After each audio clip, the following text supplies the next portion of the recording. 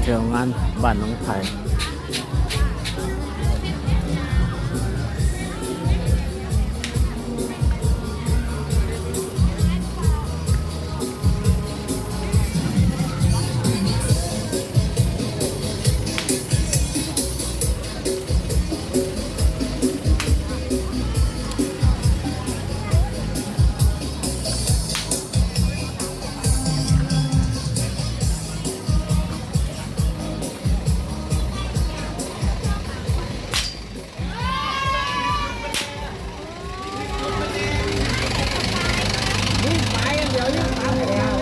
มันแนวบุกวาดแน่นอนบุรอดแน่นอน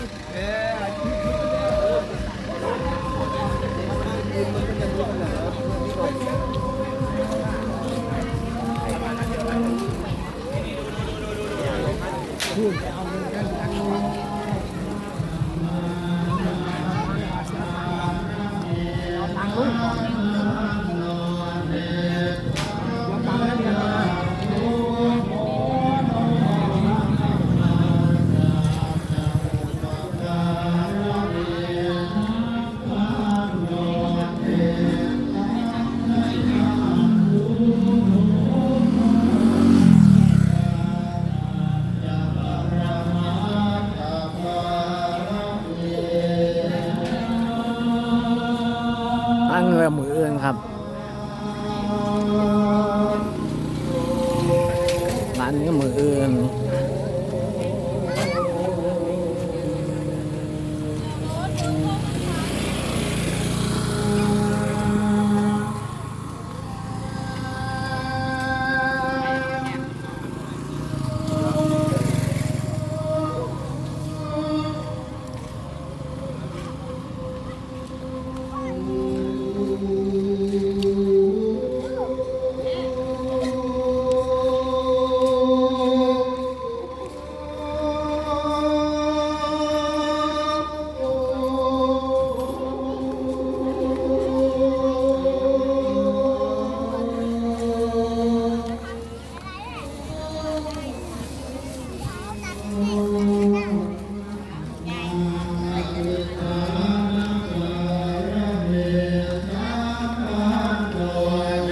ตะกี้เสิร์ฟเพื่อนเนี่ย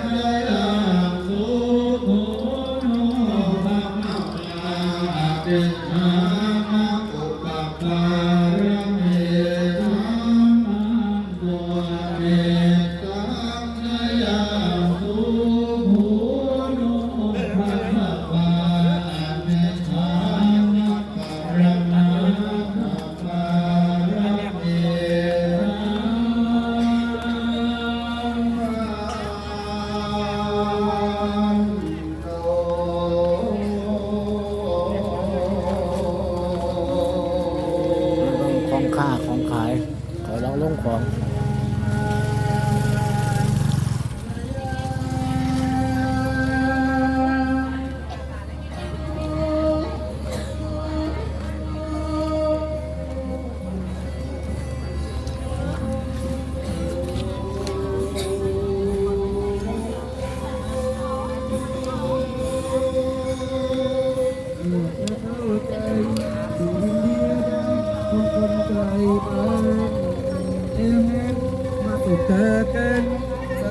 ของขายละ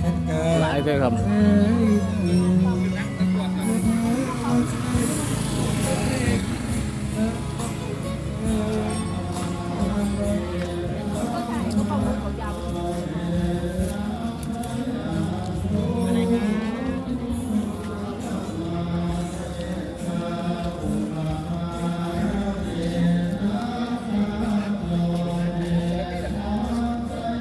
เงาหอดเป็นของขาย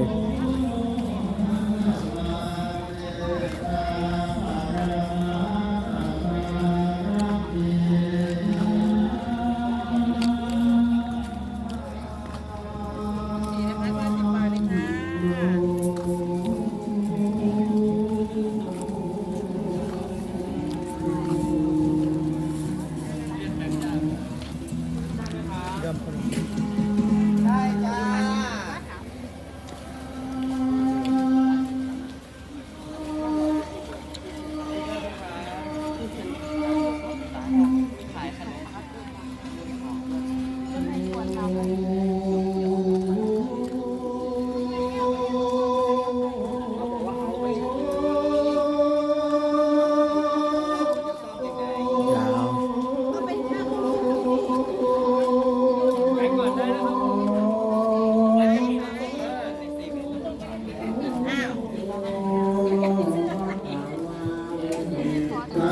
ปารมี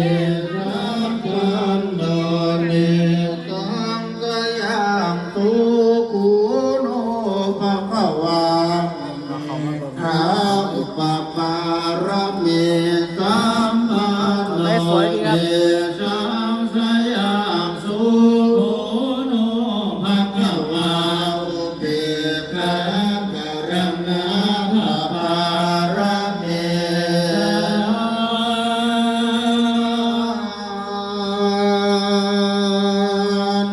โน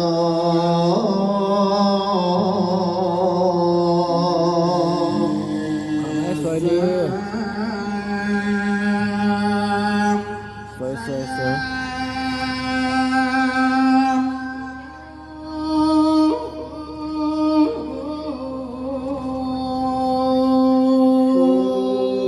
ทำอีกที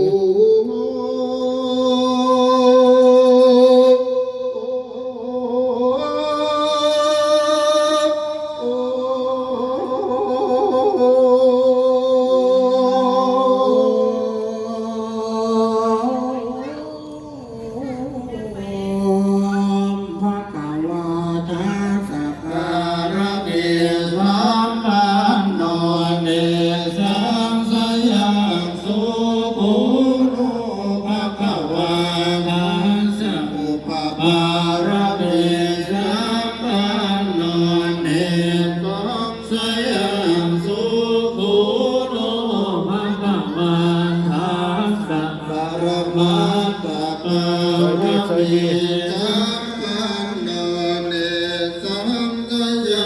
สุโขโนภะคะวะสัพพะเตสัพพะระเมสา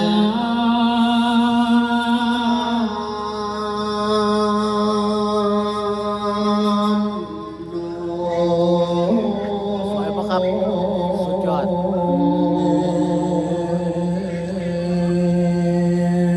ร้องโบสถ์